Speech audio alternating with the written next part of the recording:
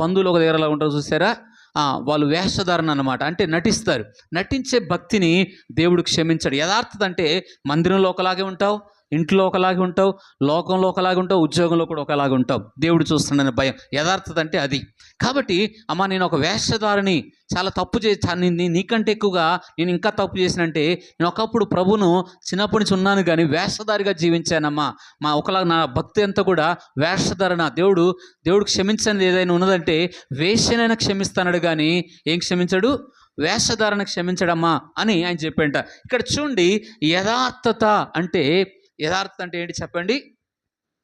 యథార్థత అంటే ఇక్కడ చూడండి, యథార్థ హృదయం అంటే దేవుడు కేవలం చెప్పే కృతజ్ఞతలు కోరుకోవట్లేడు కానీ దేవుడు లోతులో నుండి వచ్చే యథార్థమైనది, ఆయనకి ఇష్టమైనది. మనం చూస్తే యథార్థత అంటే దేవుడు మన జీవితంలో చేసిన ఉపకారాలకు ఎలా చెల్లిస్తాడంట? యథార్థ హృదయముతోనూ. అంటే పై భక్తిని చూడట్లేడు, అంతరంగ భక్తిని చూస్తూ ఉన్నాడు. రెండవ మాటలో మనం చూస్తే ఒక వ్యక్తిని మనం చూడండి, దేవుడు చేసిన కృతజ్ఞతలు చెల్లించిన లూకా సువార్త 17వ అధ్యాయము 15-16 వచనంలో మనకందరికీ తెలిసిన మాట. యేసు ప్రభు దగ్గరికి 10 మంది కుష్ఠరోగులు వస్తారు. 10 మంది కుష్ఠరోగులు వచ్చారు.